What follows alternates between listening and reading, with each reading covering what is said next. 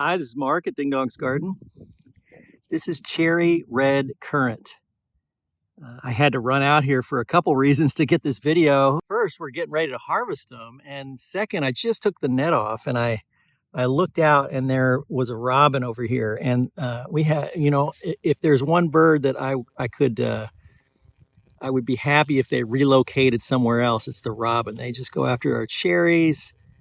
Anything that's red, anything that does well at a farmer's market is the favorite food of a robin. Red currants are beautiful. They look like kind of like a Christmas decoration in some ways. And if we take a little bunch here and take a look at them, I don't know if you could see there, but the just like the white currants, the skin is translucent. And you can see the seeds on the inside. So the white and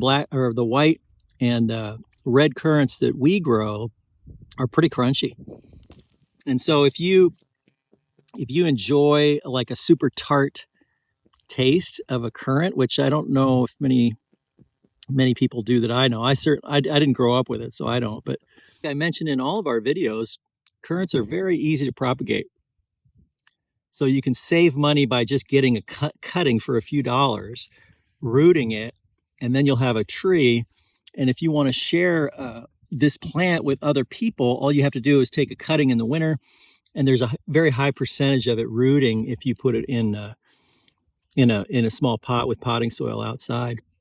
Currants are are generally grown in colder areas. Offhand, I don't know what those zones are, but if you live like in the South, there might be only a few types of currants that will grow there. But they're an interesting plant.